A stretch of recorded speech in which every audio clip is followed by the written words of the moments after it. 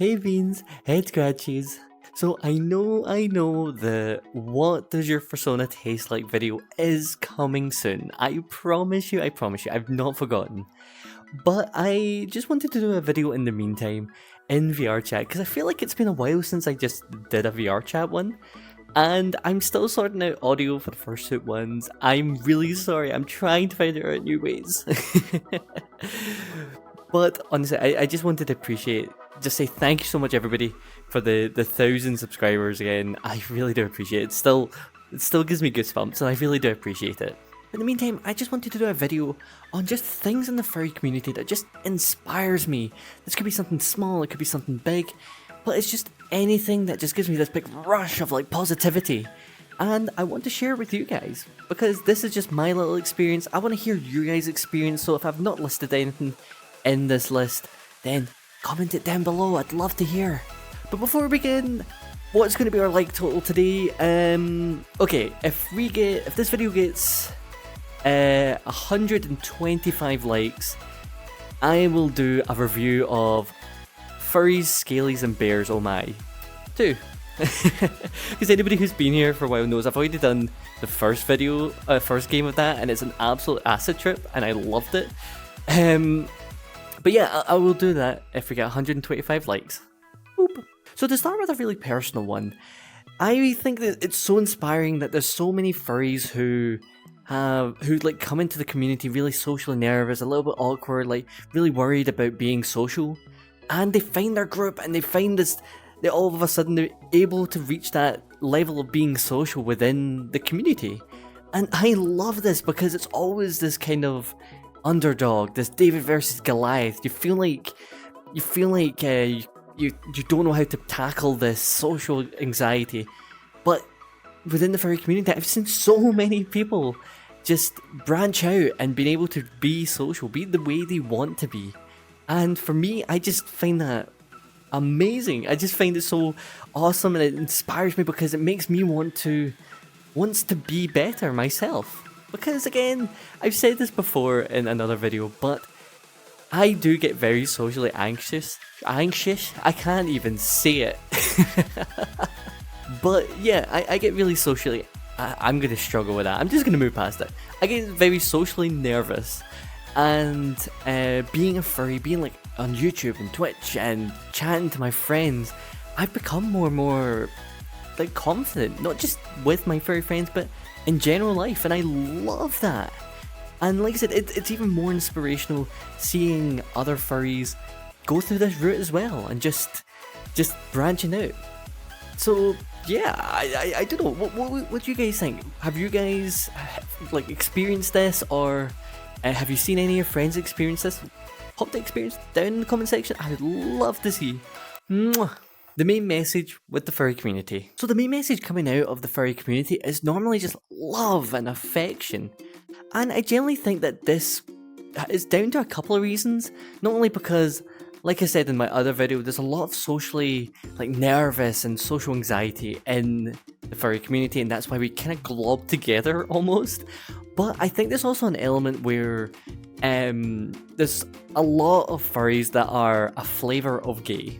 And I think to an extent we have all experienced like somewhat hiding ourselves from the world almost. So when it comes to being a furry, and there's a lot of furries out there, we just want to have a safe space for people to be themselves and be who they want to be, even if it's just through our furry avatars. And for me, I just find it so amazing because, again, we are furries and we know we're cringe, we know we're weird, we know this and that, but that doesn't stop us from being ourselves and being this loving and supporting and want to be there for people. And I just find that remarkable. And I know some people will say there's other groups that are like this, but I think the furry community is really, really awesome because like we're very much like a very affectionate group, because we're very hugging, we're very like bark, bark, bark, bark, bark. We have a lot of fun and we don't really care what people think about us. But I'm getting way too ahead of ourselves. I've got a couple more to go. Bark, bark. Furries are global and growing fast. And I know this is a really, really weird one to feel inspired by, And although like you could still say that the main group in the furries is all in like the US and stuff, because I think it's like what 60% of furcons above the average attendance of 1,000 is in America, I think. But it's really spreading out, and it's spreading to countries that you wouldn't necessarily have thought of before. For example, Ireland had its very first furcon only a few months ago, and that furcon is Anthro-Irish, and it is a furcon that I'm actually considering going to myself. So if anybody's in Ireland going to it, I might see you there.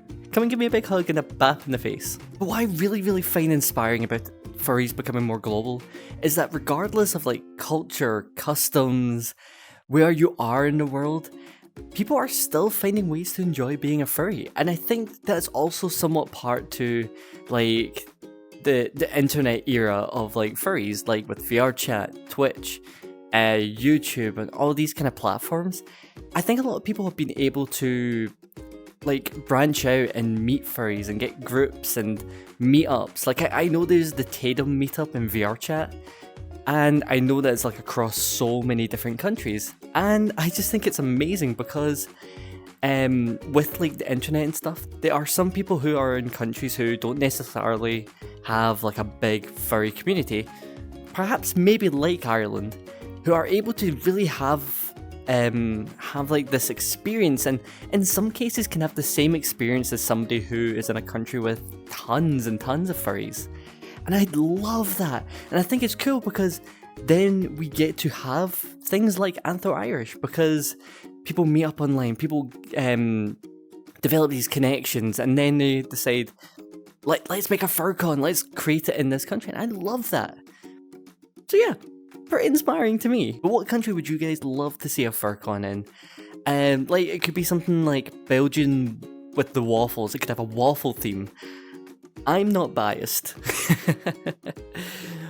But yeah, pop them down below, guys. I'd love to see your comments. So next up we have, despite the hate and sometimes even death threats, the furry community has stayed together and in some areas has absolutely thrived. So I think for most furries, we've kind of experienced this one way or another. Like I felt like I've had a couple myself, like particularly when I started YouTube.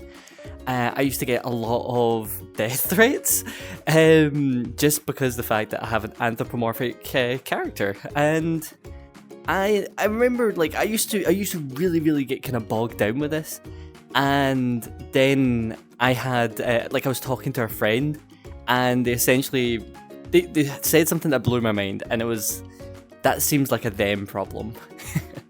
And it is true, because so many of us furries, we just enjoy what we do. We enjoy it. We know we're cringy. We know we're like a little bit weird, but we enjoy this. And I think a lot of furries have stayed together and stayed strong despite the hate, because we have this like nothing can bring us down kind of passion and love and and enjoyment.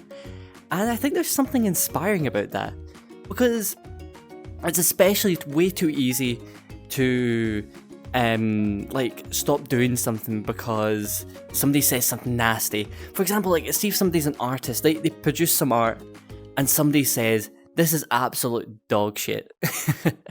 I think it's so easy for like people just to go, I don't want to do that anymore. And I think it's great that, again, with the furry community being very supportive and loving, I think it's great that we've managed to keep this going, because, again, furries, I did a video about this ages ago, but furries began like in the 70s, like as we know them now, and it's just kind of grown and grown and grown. And I think that's a phenomenal. It means that people can have escapism, it means that people can have, like, be cringe, be anybody they want to be, because I think that's just amazing. And like you said, just even though it's like us and our Fursonas, it's still us. It's still how we feel, how we express ourselves. And that's something that we should keep on to. But on that note, what is something that you guys do as a furry that you don't think you would have done if you weren't one? Pop them down in the comment section and keep it clean, okay? Keep it clean. And finally, we have the furry community is very, very open. And I absolutely love that, because regardless of where you're from, your sexuality, your religion, your just anything. You can be part of a furry community and just enjoy yourself. And I love that because I know in some essences there's a bit of gatekeeping, and don't get me wrong, I know that there are some areas of furries who are somewhat gatekeeping, and I hope that's something that we can like slow down and push out, because I know there used to be this thing where people used to think if you didn't have a fursuit, you weren't a furry. And I'm glad that's something that we pushed out, and I'm hoping this is another thing that we're going to push out as well, because everybody is welcome to be a furry. Having said this, I also get really inspired by the fact that furries know where to draw the line, because I think when it dips into the realm of like hurting people or hurting animals, and like I said, I've always got this motto where if you're not hurting anybody and you're not doing anything illegal, do what makes you happy. And I'm glad this somewhat goes across. This is also something that the furry community talks about, because if you're hurting somebody, for example, we've got like Nazi furs and zoophiles, I'm glad that the furry community kind of tries to push them out and say they don't represent our love and affection. So I know this, I feel like I'm like nervous talking about this because I don't like talking about things negative, but I'm glad that we do push that stuff out. I know there was a big thing about, was it the FurCon free for all, where it is very much like a kind of Nazi, like furry raiders, like the Nazi furries, generally go over there, and I'm glad that we all join together to say this isn't what we want. We want to be loving to everyone, regardless of your sex, gender, race, religion, country, whatever. I want us to be so inclusive, and I'm glad that that kind of comes across as that. Remember, you are very loved. Mwah. But guys, that is the end of the video. Thank you so much for getting this far. I didn't include stuff like art because I had just did a whole lot of stuff talking about art, and I'm constantly talking about art. You guys will be bored of me by now. But yeah, I wanted to put this video out just in case anybody's wanting any inspiration and any good feeling about being a furry, because honestly, furries, like being a furry just makes me feel so loved and so warm. I want to pass that on to you guys. And like I said before, I've not forgotten about the what does your Fursona taste like. I am going to be doing that as soon as possible, I promise you.